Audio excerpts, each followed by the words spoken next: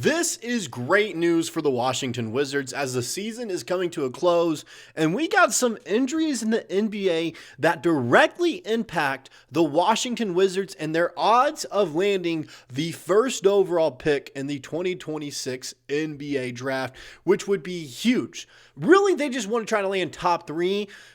The goal is to finish with the worst record, so the lowest you can fall is 5th overall, and you're still getting almost a sure, fire, hey, this guy is going to be an instant impact on the team. We don't really got to worry about him whatsoever. But top 3 gets you one of AJ DeBonsa, Cameron Boozer, or Darren Peterson, and all 3 of those guys have all NBA potential and will be instant starters for the Wizards and really propel them to the next level.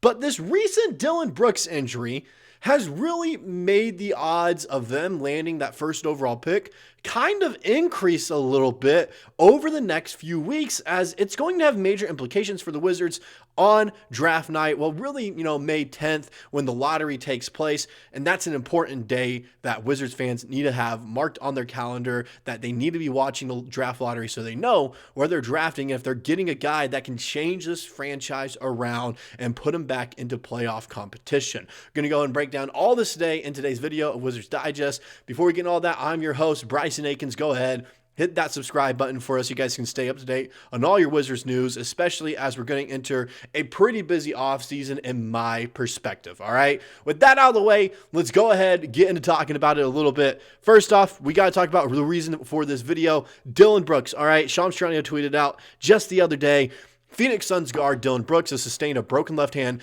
and will be sidelined, sources tell ESPN. Doctors will meet to determine a timetable. Brooks is a key part of the playoff contending Suns, averaging 21-plus points and 3-plus rebounds this season. Difficult injury below. We soon learned that this is going to be an injury that sidelines him for at least 4 to 6 weeks. Well, we only really have 4 to 6 weeks left in the NBA season, so he won't be back to the play-in, maybe even the playoffs if they somehow make it by then, because right now in the standings, they are 7th in the West in the play-in, so they got to win the play-in tournament if they even want a chance to win the NBA championship and make a little playoff push, okay? Why is this important, though? Well, early in the season, when the Suns were off to a rough start, okay, it was talked about a little bit of hey, if the Suns end up higher than the Wizards and the Wizards are still top 8, the Wizards have the opportunity to swap with the Suns then and take their pick. Now with them back in the play-in and dealing with a ton of injuries, that pick will go back into play, and it's only going to increase their odds to land the first overall pick in the NBA draft, okay? So I'm just going to go ahead and pull up the draft odds for you guys as I'm pulling this up here. Boom. Here you go. Right now, this is from Tankathon, where all the teams currently sit for their odds and all of the odds for them, percentage of chance that they land at certain pick. The red means it can convey to someone else of landing here. The Washington, 7th pick, do not worry about that. That is a very, difficult way for the Grizzlies to actually get that pick. There's got to be a bunch of other stuff that happens for the Grizzlies to actually get there, okay? So do not worry about that whatsoever. Just worrying about the percentages, okay? So right now, Washington, 4th worst record in the NBA. Lowest they can drop is 8th, okay? 12.5% chance at first overall, 12.2 at 2, 11.9 at 3, 11.5 at 4. Pretty good odds. I still really like those odds to land a top 4 pick. It's almost 50% there, okay? Top 5, it's over 50% for sure when you're looking at that. So why does all this matter? Well, with the Suns, if they lose a few games here and fall to 8, 9, or 10 in the Western Conference, which is a real possibility, I'll bring up the standings here soon, they're going to be in this 11, 12, 13, 14 range if they don't make the playoffs as a play-in team. Let's say, best case scenario, they make it where the Clippers are right now. You add on that, and let's say the Wizards finish as a bottom 3 team in the NBA, means they have a 14% chance of the first overall pick. Really, you add that 2% onto there, that means they got a 16% chance at first overall. You then add on the 2.2 to the 13.4. That's really a 15.6% chance at second overall. 2.4 added on to 12.7. That is a 15.1% chance that they land the 3rd overall pick. And then the final one, 2.8 added on to 12, 14.8% chance that they land the 4th overall pick. You just add on these because if they end up higher than the Wizards, all that means is then, hey, We just swapped your pick. Thank you for that. So the odds do increase for the Wizards if the Suns are in the lottery, which is crazy to think about, which means even though they are going to, if they finish with a bottom 3 record and they all have, let's say it's the Kings and Pacers still, they all have the same odds at 1 through 4. Okay, we get that. Really, the Wizards have better odds because of that Suns pick and what we've seen in the past with teams that rise up in the lottery.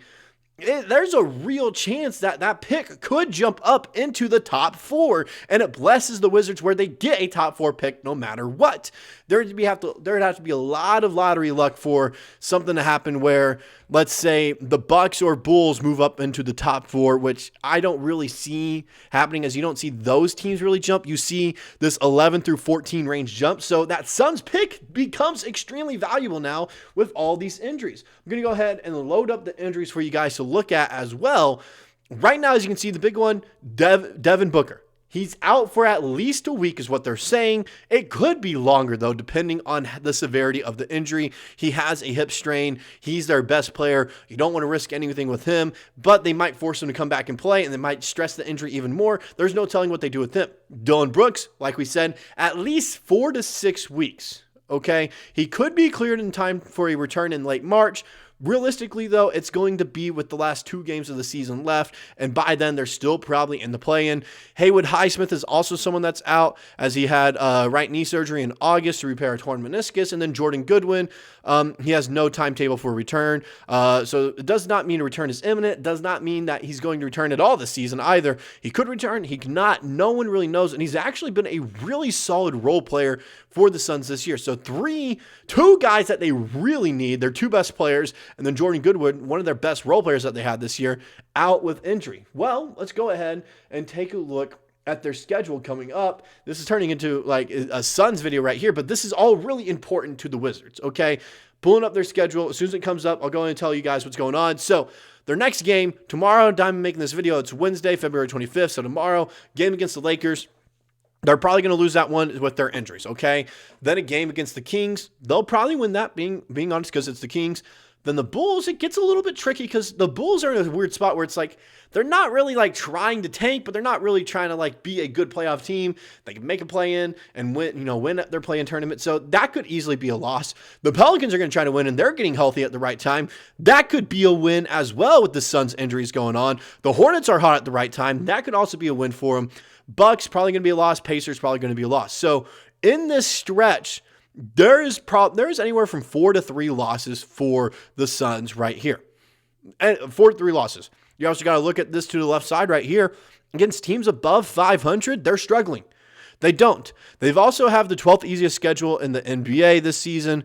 And so that doesn't help out for the Wizards at all going forward. But because of those injuries and the current standings in the Western Conference, it does help them out. So right here, you can see the Suns 33-26 right now, but the Golden State Warriors right behind them, 31-28. 2 more wins, they jump them, and the Suns drop back. Really, 1 more win for the Warriors and a loss for the Suns. The Suns will drop to 8th. Well, the Blazers are also getting hot right now. Donovan Clingan has been going off. The Blazers could end up jumping. The Clippers also don't want to give their pick to the Thunder, so they're probably going to try to jump as well. These teams down here, probably you don't got to worry about them whatsoever if you're the Suns. These 5 teams are practically eliminated. The Grizzlies, Mavericks, Jazz, Pelicans, Kings, they're practically eliminated. You don't got to worry about them whatsoever. However, these 3 teams right here, the Warriors, Blazers, and Clippers, could make a little push where the Phoenix Suns drop a little bit in the play-in tournament to where they're a 9 or 10 seed come play-in time. They lose their first game. All of a sudden, the Wizards have a 2% chance, added on to their odds for 1st, 2nd, and 3rd overall in the draft, which really helps you out with how the current draft system is set up. It really does. And the best part about all this is the Wizards are going to continue losing as they right now have the 4th hardest strength of schedule left in the NBA. 4th hardest. They got to play the Pistons still. They got to play the Knicks still. They got to play the Celtics. They got to play the Thunder. They have all these good teams that they still got to play against to end the year.